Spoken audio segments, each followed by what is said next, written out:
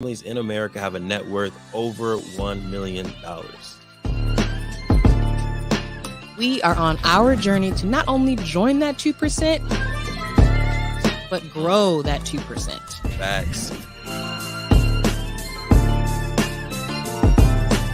I'm Truvel, creator of Black Wall Street, the board game, with my beautiful co-host.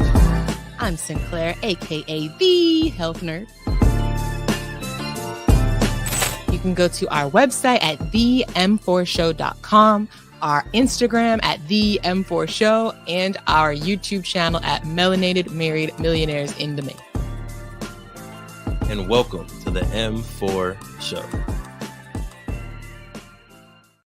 Welcome, beautiful people. We are back in a slightly different space, right? Same house, different room. Loving the new setup. Oh, we were nerding out earlier.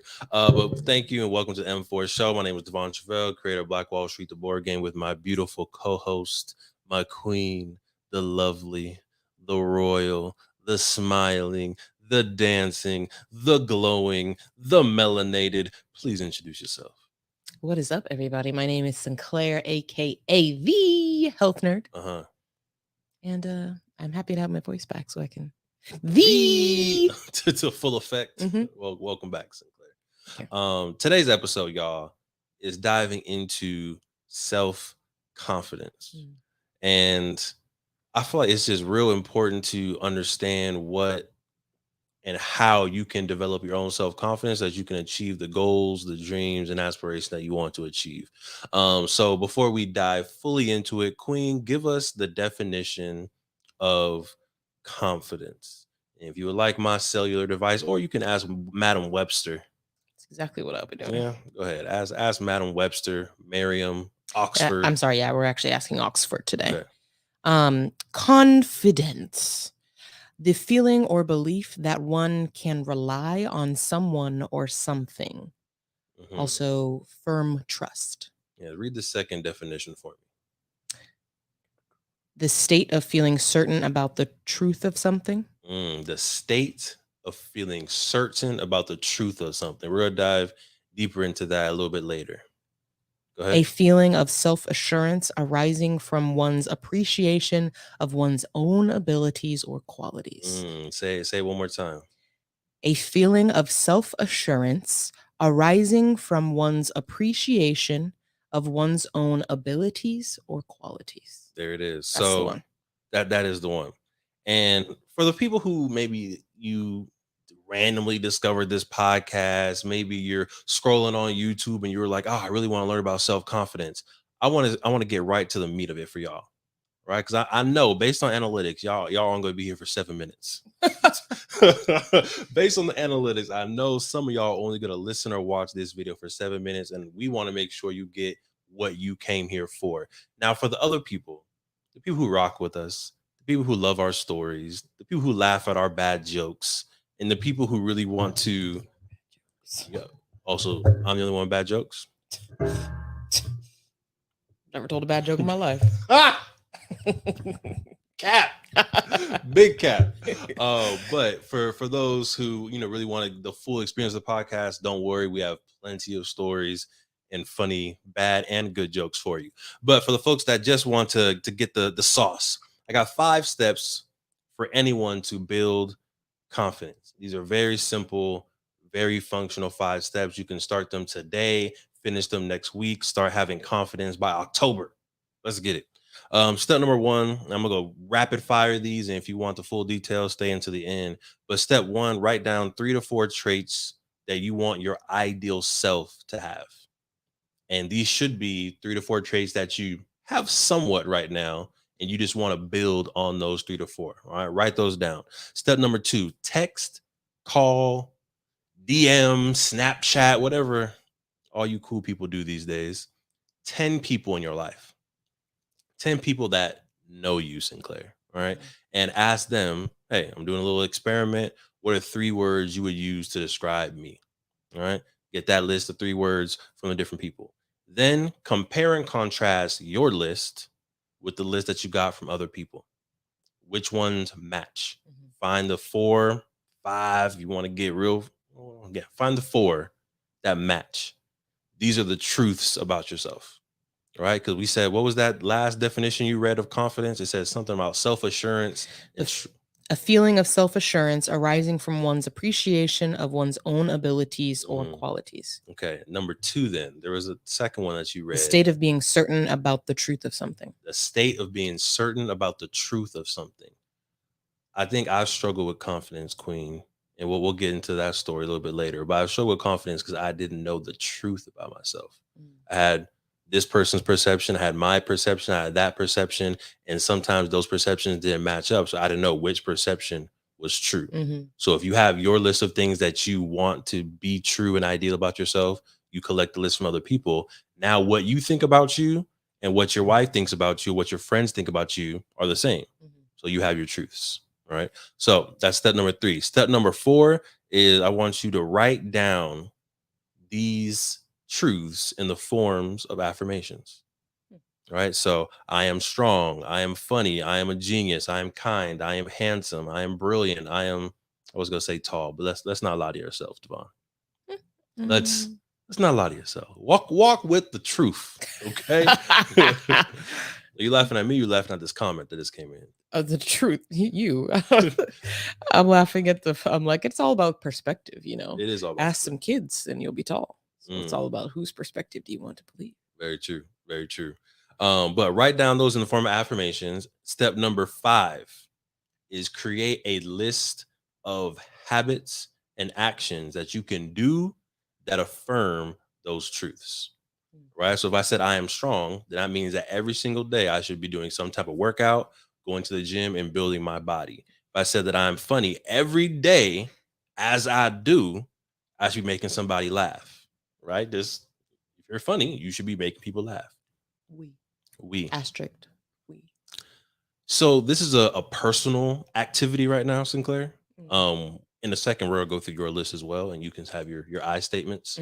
But we are not funny. I am a genius. I am a genius. So every day I should be. What's up with the sus eyes? What do you mean? What's up with the sus eyes? You said we are not funny. We are not. Do y'all think we're funny? Go ahead in the comments if you think we're funny. Put it inside there, because if we think we're funny and then someone else says, "Oh yeah, y'all two together are funny," then it could be a truth that we're funny. I have a question when we're done with the list. You can finish. Yes, ma'am. So I'm a genius, so every day I should be teaching or learning something or reading something, right? I am kind, so every day I should be giving someone a compliment, holding the door open, doing something that is nice. And then lastly, I am handsome, so every day I should be smiling at myself, taking care of my appearance, and doing things that, you know what I'm saying, handsome people do. All right. So that's the quick 5. All right. So for the folks that didn't want to be here for the entire episode, don't know why, because we're a dope show. You got your 5, write those down, take notes, and please take action. Now we can get into the fun part, to the story time. All right. So first, ask your question, and then I would love to see what's going on in these comments. I've seen a couple things on the list. It's Jair. There's no comments. Oh, okay. Yeah. So what happens if another person's list does not match your list? So, for example, I'm hilarious, but I don't know if I were to ask you to describe me that funny or hilarious would be on my list. Why? I don't know. You must be a bad judge of character. But see, you just laughed. I just want to say that. But so, like, what happens when it's like, you know what? I'm just gonna believe that I'm funny. So, were we getting some truth right now? Yes. Okay. Well, I mean, one, you're funny, but you are funny. You heard it here first, people. Jair, when you edit this episode, just cut that part. No, it's live, out. baby. It's live. Oh goodness. But yeah, obviously, you are funny. I think other people will say you're funny, so that is the truth about you. But if you think you're funny, not you, if you think you're funny, and you ask other people, and no one else thinks you're funny, you're weird. And that's okay. But if you in your heart you really think you're hilarious and no one's ever laughing and no one thinks you're funny, you're a little weird. You're a little weird, and that's okay. We're weird too, right? Now, if everyone thinks you're funny, but you don't think you're funny, you also might be weird. So again, it's like that truth thing. If I'm gonna leave it at that. That is what I think and believe. Interesting. You can rock with that a little bit. Yeah. Okay. So I wanted to circle back a little bit, right? Because we went straight into the 5 habits or 5 things you can do to build self-confidence. But Queen, can you talk to me about confidence growing up, whether it was middle school, high school? What was your relationship with confidence, your self-image, who you are, who you thought you were as a person growing up? Hmm. I feel like confidence has always been a roller coaster for me, or it's not a constant thing. Like I can't say that I feel confident in an area at any point in my life. I have felt confident in every area in my life, but there have been things that I'm confident in. So, like, I think once I reached a certain point, school, I was pretty confident in terms of, like, at least in high school, I can do this. I can do it. Yeah. Like, yeah, sure, I may not get like straight A's in every class, but I mean, one, I was taking AP classes, so it's like I can get B's, I could get A's and B's in these classes. Like, I'm pretty confident I can do that without exerting too hard. But like, for example, talk about dance. Like, growing up, there are certain things that I was very confident in. The ability to put on a performance, to put on a show, to entertain you, to make you feel something when I'm on the stage. Got it. There's no way I cannot do that.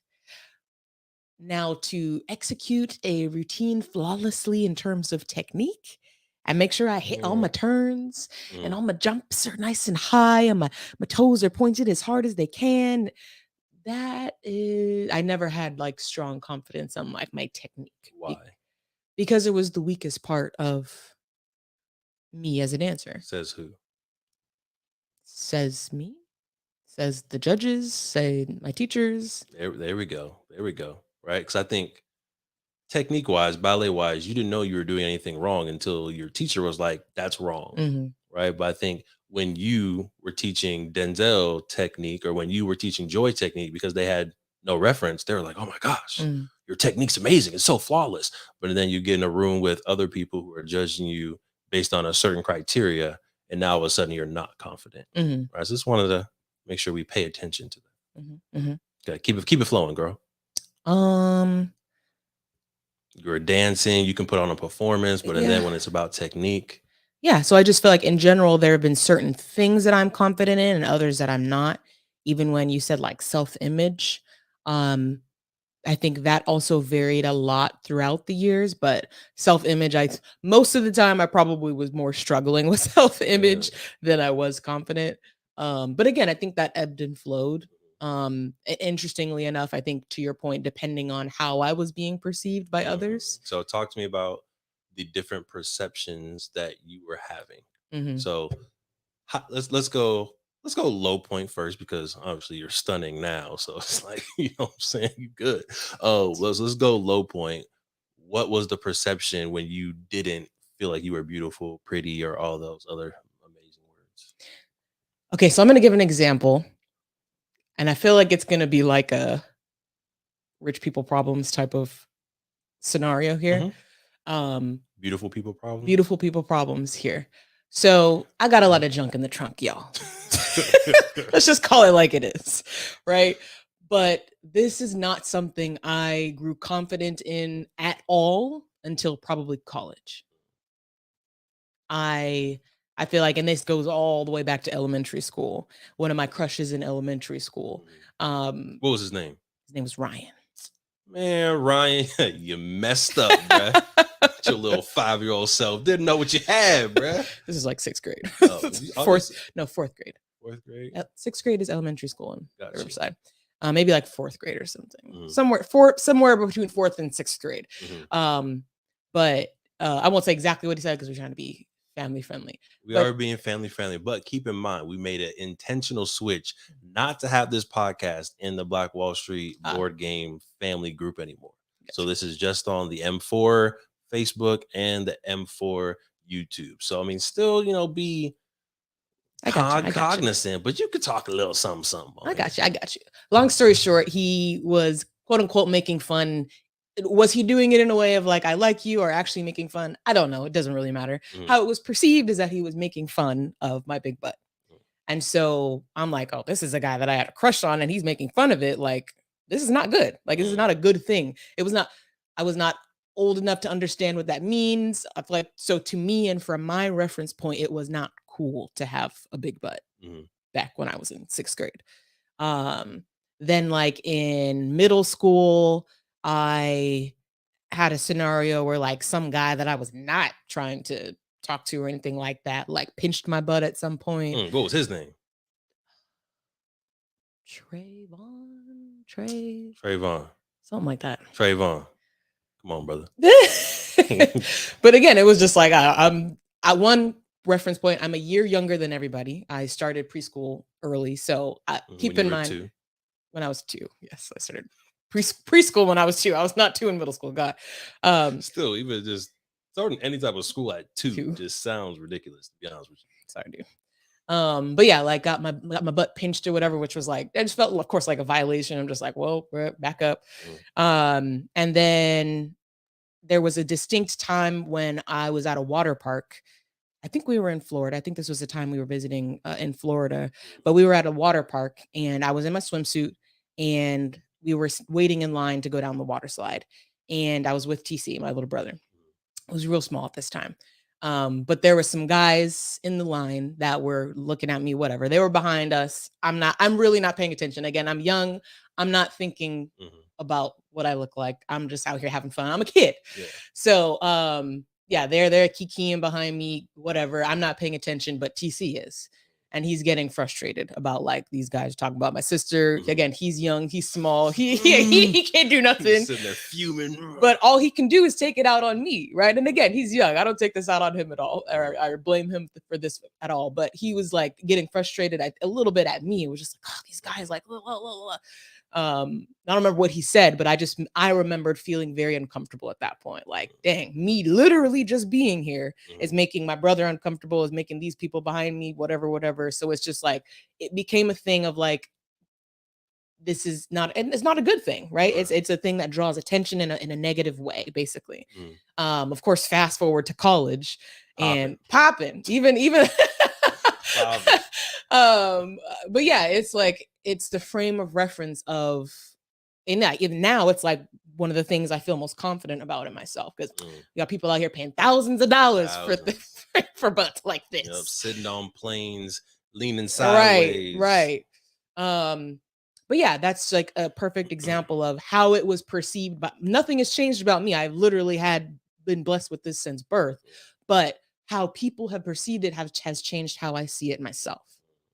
That's a really long story and a really long way to say that, but that was what came to mind. That is a very, in my eyes, universal experience. Because same thing, me growing up, elementary school, middle school, parts of high school, I was one of the darkest kids because it wasn't a lot of Black students in my elementary school or middle school. I had some beautiful butt gap teeth, some big old ears, still got big old ears. So it was like, looking back at my little chocolate self, people were making fun of me all the time, right? So I think the things that I leaned on was being funny, because okay, if I can make you laugh, then you're not laughing at me, you're laughing with me now. Being smart, okay, if I can be smart, get good grades, now you can't make fun of me for being dark, and there's all types of Black jokes and African jokes and all that. But I'm like, I have better grades than you. I get done with my math quiz faster than you, so how are you making these African or Black jokes? But then you fast forward, get to college or even senior high school, teeth looking better now. I'm on the football team. I'm working out now, and I'm still smart, and I'm still hilarious. Now we popping, right? But I think everyone, maybe not everyone, because there's always those high school real cool kids who are just cool from the jump, from kindergarten, like Raja. Right, man, that is a cool kid. Just a straight cool kid from 4 years old, can dance, can play basketball, can rap, can sing, got nice hair, nice eyes. Just a cool kid from jump. Not everybody's that blessed. Yeah. Right. I think most of us go through that roller coaster. But think the point that we're trying to make in this episode is, how do you find your 3 to 4, 5 solid things that you love, and then hopefully match that with maybe 3 to 4 things that other people also think about you positively. Match those up, and now you have your truths, right? Because Kevin Hart, hilarious dude, very successful dude, but I'm sure he's also gone through his roller coasters of short jokes, dark jokes. But at this point, he can walk into any room. He's like, I'm Kevin Hart. Right. What do you? Okay, Because I'm short. And I'll stand on my bank account, stand on my wallet, and I'll be taller than you. Now what? Right? So it's about finding your 3 to 4 confident truths and not worrying about all those other things that people might say. Yeah. So fast forward, Sinclair. You good? Wow. Oh, you need your water? Yeah, you moved it? I didn't move it. It's right here. Oh, I was going to say I went through your all original of that. seat. I mean, let me drink this first. Okay. Do all of that work to get cold water, filtered water, and ice. Just it is nice and cold. Leave it. You got some Himalayan salt in there? Residue. Okay. What's residue? Meaning there was a little bit of water left. Oh, okay. I was like, you need me to explain that? Like, is that a brand? Let's get back focused, y'all. So first off, if you have a confident story, a story going through middle school, high school, go ahead and drop that inside of the comments, right? You don't have to get your whole life story in there, but if you're vibing with this message and you've gone through this roller coaster as well, drop it in the comments. You'll be surprised who's gone through this. Literally, we were at a Maxwell concert. Yes. And Maxwell, like thousands of people are there for him. He's up there, he's dancing, he's singing, and he goes up and he says, "Where were y'all in high school?" Right? It's amazing to think about this multi-millionaire, probably platinum album singer, but in high school, people were making fun of him and he might have been by himself. Right. Look at you now, Maxwell. Look at you now. All right. I want to do a Pretty Wings reference in there somewhere, but you get the idea. But back to us. We were at this Riverside event. Oh my gosh. We pull up, and there's a couple things that are helping my confidence in this scenario. We pull up and there's a random person walking with Black Wall Street, the board game, in their hand. I'm like, hey, that's our board game. Come on now. We come to this event just showing love, and they already got board games here. Next thing, I walk up to the sign-in table. You know what I'm saying? I sign in. I see a teacher there that I've worked with before. She's like, you look kind of familiar. I'm like, oh yeah, actually, I did a training with you maybe last year. She's like, yeah, but you look different. I was like, oh yeah, my beard has grown out, and the locks are looking locking now. She's like, no. And I quote, and my eyes, y'all. I quote, I can't make this up, y'all. She says, no. You look like you've been bench pressing Buicks. Sinclair, am I lying? You're not lying. I'm standing behind and rolling my eyes like, really, lady? Buicks? And keep in mind, y'all, I have been very intentional within the past, I don't know, probably like 6 months in fitness, in working out, in trying to get bigger. I must commend you. You've been very persistent. Thank you. This mic is getting in my way of giving you a proper handshake, but thank you very much, Sinclair. You know what really sparked it? Y'all getting all types of stories today. I'm sorry. If I get into a whirlwind, pull me out, Sinclair.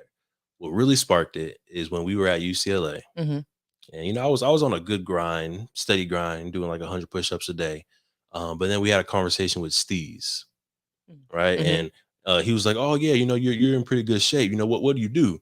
I was like, "Oh, every day I just try to do 100 push-ups, do some sit-ups, woo. He was like, "Okay, 100.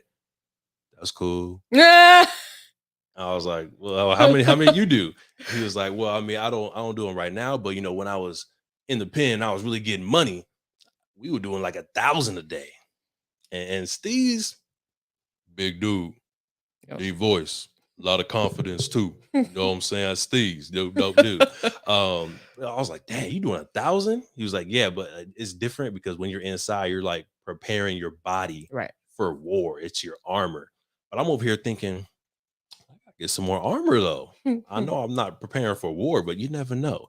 So from there, I was like, okay, if he can do 1,000, he's human, he's a man, I can do 200. So then I started doing 200, and then I started doing 300, and then I started doing 400. How many do you do now? Now I don't even count. I just be Just go. I just be going, and then I go to the gym and I do it more. Well, I'm at a solid 12. Come on, 12. From 0, 12 is crazy. I see you. I see you. Well, I can't say I never was able to. I never was at 0. Mm. But like with the good At form, one point you were at 0. sure. Good form, I was probably at a good like 5 or 6. Yeah. A month ago. Solid. Ona, how many can you do? We'll get back to that. But long story short, that was one of the big sparks to getting back in my fitness journey. Because I'm a pretty competitive person. So I'm like, I know you can do 1,000. Okay, let me build up to 1,000. So one of these days I need to actually count them out and try to do 1,000. Right. But yeah, that Riverside event really poured confidence into me. With that lady who again saw me a year ago and she was like, dang, you looking like you bench pressing Buicks. I'm gonna say that over and over again all week because it as gives soon me as a lot she of said it, I confidence. was like, we will never not hear about Come this. on. And you knew it was gonna be on the podcast. I did. 100%. 100%. So now I want to shift gears back to this idea of building confidence. All right. And after this little quick commercial break, we're going to have you read the definition of perception. And then we're going to get back into these 5 steps. Okay. Get back in these 5 steps. I know I already written out kind of mine, but I want to work through yours as well. And then if you have any questions, we can go nice back and forth question section. Sound good? Sounds good. Sounds good. All right. So let's take a quick commercial break and we will be right back to dive deeper into perception and how you can build confidence today. See you in a second. Look, we're going to get right back into the amazing podcast. But if you didn't know, in 2017, we created Black Wall Street, the board game, because we thought more families needed to know about the history of Tulsa Black Wall Street.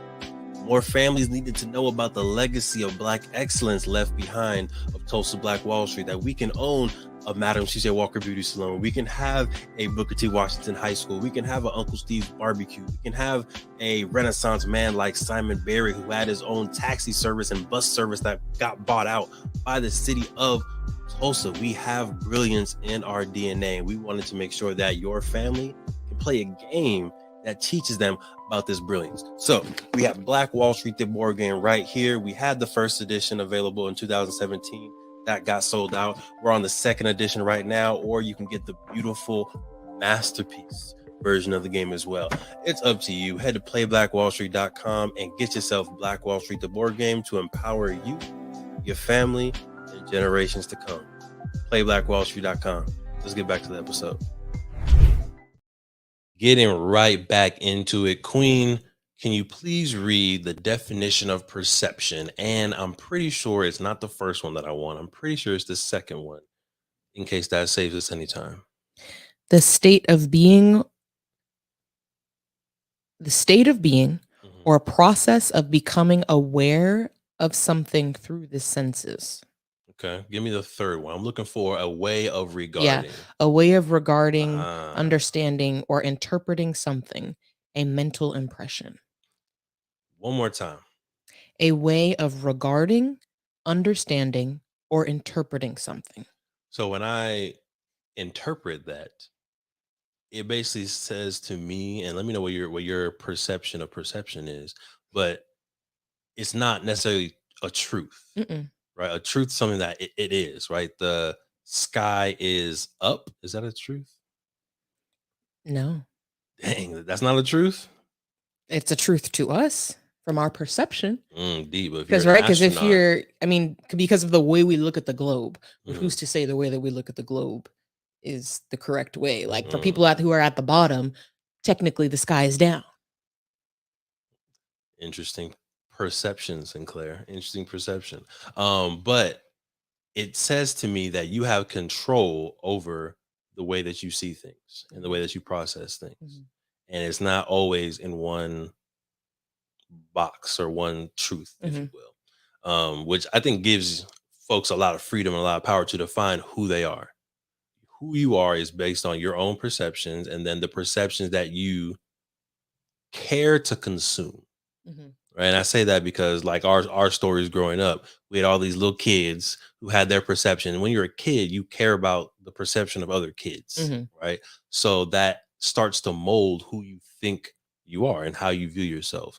And then hopefully as you get older, you start to tune out some of those. And at this point, I think something that's helped me create more confidence is I have fewer people that I care about as far as what they care about me or what they see in me. Mhm. Right. Not oh, Devon don't care about nobody. That's not what I'm saying. What I'm saying is I hear a lot of voices. I only let certain voices in. Right. Right. So I know Sinclair is a trusted, beautiful, smiling voice. And she says some good things about me from time to time. She says I'm funny sometimes. She be calling me handsome and stuff. She be like, "Oh, I see you in your hard work and grinding in the gym, right?" And I let all those in, and it helps me build the perception of who I am, Mhm. right? Um, any take on that? I think it's like you said, it's not necessarily the truth, it's your truth. Hmm. And I think that's different. The truth and your truth can be two completely different things. Hmm.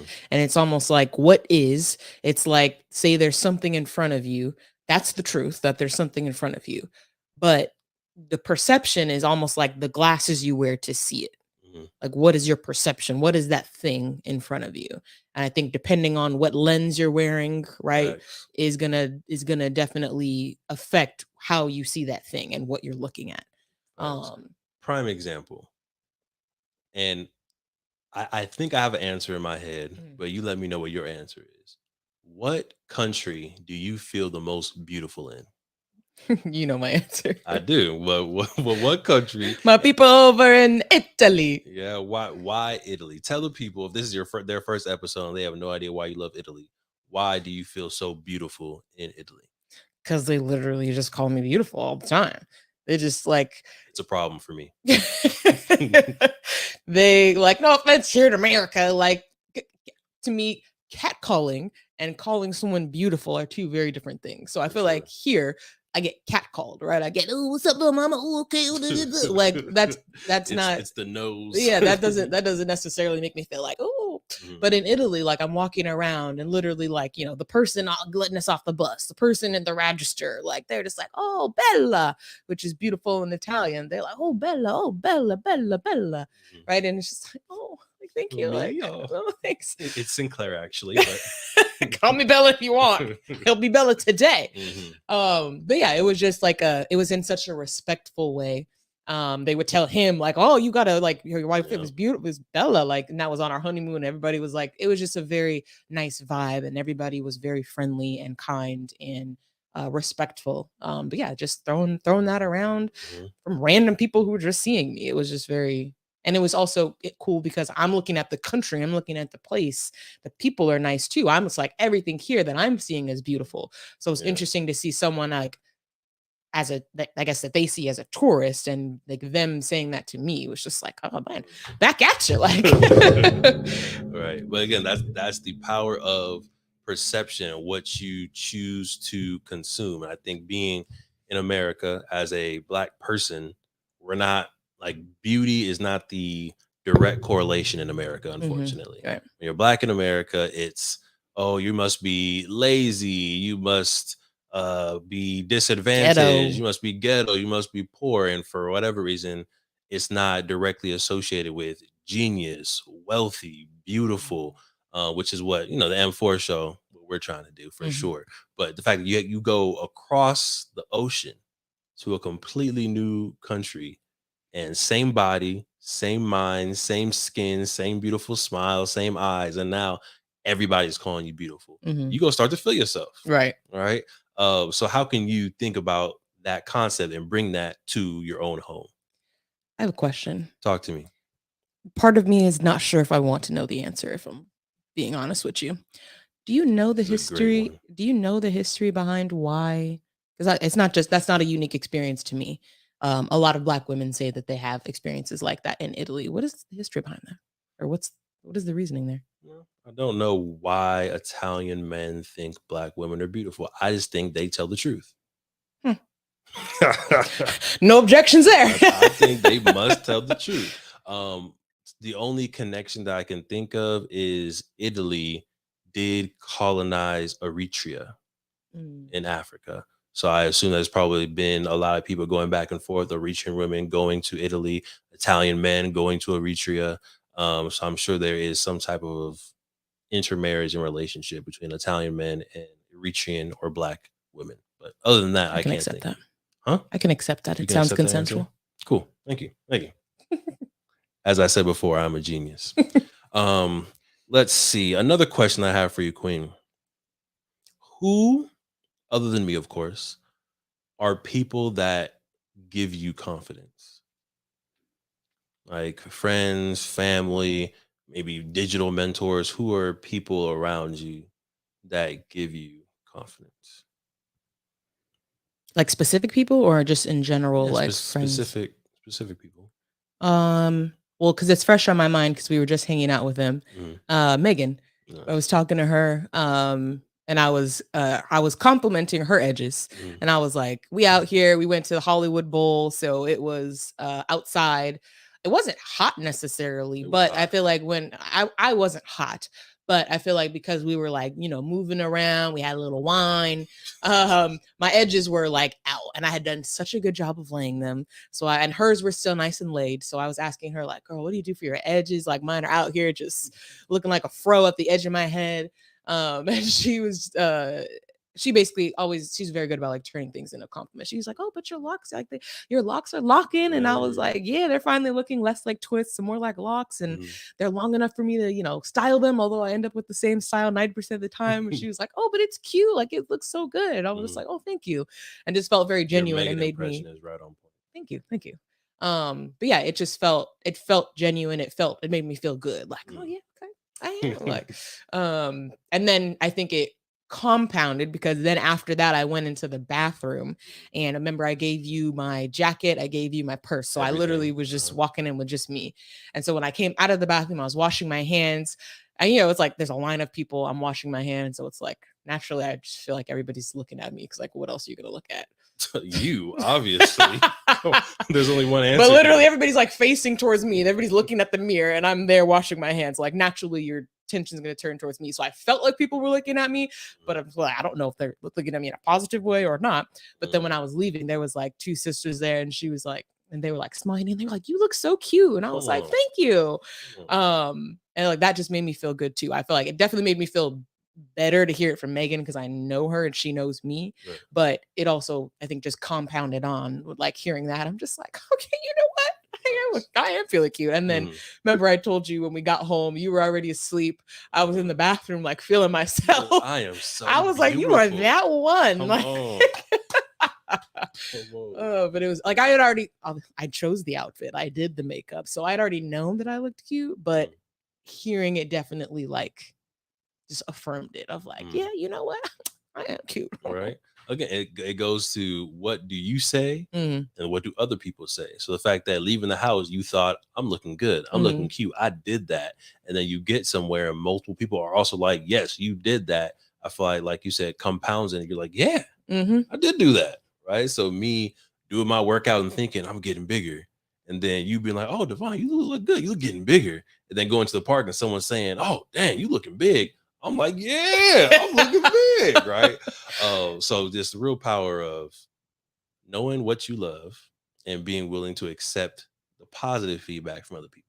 I think it's interesting too because I think it's you're going to find confirmation for whatever you're telling yourself. Facts. So that's why it's really important to, like you said, choose the things that you want to love about yourself, that you want to be, that you want your ideal self to embody. Because if you tell yourself you're ugly, there's gonna be one random troll or whatever that is gonna say something, and then you're gonna be like, dang, well, I guess I am ugly. Yeah, interesting that I think the ideas that affirm your ideas seem louder, right? Like, Yeah. So it's like if you think, oh man, I'm ugly, and then there's a whole bunch of people saying, oh, you look good, oh, you look beautiful, oh, you look good, and there's one person that's like, ew, you look ugly. That's gonna be the one comment that sticks in your mind and sticks in your consciousness, and you're gonna forget the 99 people that said you're beautiful. Yep. It's interesting. Yep. Right? What I want to do, Sinclair, if you're open to it, is go through these 5 steps with you. Okay. And I want you to actively think about these traits. Can you do that? Yeah. Well, why you say it like that? You mean Yeah. like the 5 steps of like create my list and ask you those 5 steps? Yeah. Okay. I mean, we don't have to like go through the whole like texting 10 people right now because this is supposed to only be a 45-minute to 60-minute podcast. So we don't got time to text 10 people right My now. people be texting back slow. We ain't got time for Slow. that. Right. We'll be waiting here 6 months before Joy texts back. Yeah. And then Mm. 6 years for Kathleen. Oh, goodness gracious. Your friends be slow texting. Oh my gosh. All right. And if you're actively watching, listening, feel free to also participate, write these down, unless of course you are driving. If you're driving, you just keep driving. You got it. Now, 3 to 4 traits you want your ideal best self to have, to embody. These are traits that you probably already have and you want to develop them. What would be those? Let's go with 4 because we're the M4 show. What would be those 4 traits, my love? Confident is like one of the first ones. And that's something that like I know is in me, but I want to embody more. I feel like at this point I probably lean more towards the not confident than confident on a daily basis. So I want to change that. I feel like I try to be a realist. I don't know if anybody's 100% confident all the time, but I definitely want to lean towards being the main person that I'm listening to, telling myself, and everybody else is just confirmation. So confident. Okay. You said 4 things? 4 things. Like smart or intelligent. Mhm. Caring. Mhm. That's 3. Good job. That smart coming out. I see you. Ooh, almost forgot we were on a podcast tomorrow. You almost got the real. Don't think too hard. Funny. Boom, funny. So we got funny, confident, caring, smart. Write those down, Queen. Funny, confident, caring, and smart. All right. And then, some point this week, I want you to text your people and hopefully they'll give you a response this year and ask them no prompts, right? No persuading. Just ask them, hey, what are 3 words you would use to describe me? All right. Now, after you do that, you'll match up the list. You'll see which 4 match with hopefully the people that you texted or DM'd. And then you'll write down your affirmations. Now, earlier, Queen, I asked you if you knew what standards were. Mm. What was your answer? I don't think so. I just feel like that sounds familiar. Jayed, you know what standards are? Like if you're watching, you know what standards are. Go ahead and put in the comments what you have to what put are in reference of school. Yeah, in school. Okay, because like standards, I feel like to the average adult is like, what are your standards for someone you're looking into? Or, Okay. So reference point is school. Do you know standards? And even then, to me, I think of like standards that like a teacher has to cover or like standardized testing. That's because you never got in trouble, Sinclair. Everyone who got in trouble knows what standards are. And it is the scene in Harry Potter where old girl is telling Harry, I will not tell lies. I must not tell lies. Those are standards. So when you got in trouble in school, unless you were in Catholic school. If you're in Catholic school, sometimes you got that ruler. Sorry. But if you were in a public school, they would have you sit down, detention, and write, I will not talk in class, or I will turn in my homework in time 100 times, 150 times, 200 times, over and over again until it was ingrained in your mind.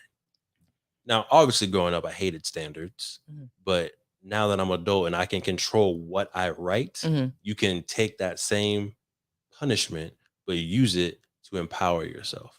So when you're writing down affirmations, essentially those are kind of like standards, right? So I want you to write these down, Sinclair. Not right now, but in the next coming week or 2, when you get write physically with pen and paper. Write physically with pen and paper or pencil, if that's your vibe, and paper, all right? Or on a whiteboard if you have a big old whiteboard. But you do want to physically write it onto a surface. Write down your affirmations 10 times each affirmation, right? Or you can complete the series and then do the entire series 10 times. Mhm. All right. And again, you're just trying to get into the repetition of telling this to yourself so that you start to truly believe and remember the truths about yourself. All right. And then lastly, you're going to create your list of habits. So you said that you're funny. So again, at least once a day, you should be making somebody laugh. And you're doing this intentionally, right? You're waking up with the goal of, all right, today I'll make somebody laugh. That kind of makes the day fun. I don't know who's it gonna be. If you're saying you're smart, so one time per day you should be doing something that is feeding your brain or teaching someone else's brain. Mhm. What was that? You said confidence. How would you practice confidence? Or how would you what habit shows confidence? Affirmations. Affirmations? Oh, yeah, Or just that's a like, good one. to me, confidence is doing what you say you're going to do. Mm, So that could be just each day choosing, like, I'm going to do this today, mhm. whether it's brush my teeth, on a real Starting rough real day, low. on a real rough day. That's probably one I would choose just to make sure. Yeah. Yeah, but it could be like, I'm gonna work out today, or I'm going to cook dinner, you Mhm. know, anything like that. Nice. And then what was your fourth one? Caring. Yeah, Right. So how would you practice being or showing that you care each day? doing something for somebody else, Nice. something meaningful to somebody else. Hmm. So let's say every single day you brush your teeth. Mm-hmm. It's a good win. Mm-hmm. Let's say every single day you read a little bit on a book or you learn something new. Let's say every single day you make somebody laugh and every single day you show somebody that you care. What does that feel and look like for you? Like, I feel pretty good about myself. That's a great day. It's Mm-hmm. a great week. That's a great month, year, life. Mm-hmm. And I feel like those things start to compound. So again, if you're watching, take those notes, do those things, and check back in with us. Let us know how it goes for you. Mm. Queen, anything you want to add to that? No, I'm interested to see what. Again, I feel like I'll be so interested to see like whose lists, which ones match up with people. I feel like I have an idea, but then I'm also like, I don't know if who's really gonna say. Like, I feel like the average person has laughed at something I've said. Yes, would they outwardly say I'm funny? I don't know. We'll see. You're not seeming too confident in your funniness here, It doesn't Sinclair. matter because I know I'm funny. Mhm. I know you're funny as well, Sinclair. Thank you. So we got one person. Thanks. I think the word I think confidence is not something that you outwardly show to a lot of your friends. So I think that's going to be the word that might not come back. Mm-hmm. I think people are going to say beautiful, but I don't think people are going to say confident because that's not something that you've outwardly embodied all the time. Mm-hmm. Except at the Beyonce concert. You was rocking at the Beyonce concert. You was doing your thing. Thanks. You know what I'm saying? Doing your thing. Fox. But appreciate y'all. Hopefully you got some value out of today's podcast. If you did, like, subscribe, and again, drop the comments on your stories as a kid building confidence. Very interested in, what people perceived you as a kid, how you perceived yourself as a kid, and then how maybe some of that's still showing up today, right? Like there's times where I still don't think I'm handsome. There's times where I still don't think that I'm absolutely brilliant and a genius because that's the trauma and the voices from childhood coming into play, not the realities of today. You know what I'm talking about. Queen, anything you want to add before we go into updates? Nope. Cool. Updates for the week. Hit them with it, Queen. We have our 10-week financial literacy program that we run with middle schools, high schools, and now elementary schools at Babies. Bibis, that basically takes students from identifying a problem that they see in their community and then teaching them how to create a business that solves that problem. So that sounds like something that you want to see at a school near you. Hit us up at info@playblackwallstreet.com and let's talk about how we can support your scholars. Let's do it. Let's do it. Some more updates. One, if you are in the Black Wall Street, the board game Facebook group, that's what it's called. Unfortunately, we are no longer broadcasting this live into the Black Wall Street group. We really trying to build, I don't want to say separate communities, but intentional communities. And Black Wall Street, the board game, really want to focus on education, some financial literacy stuff, some Black history stuff.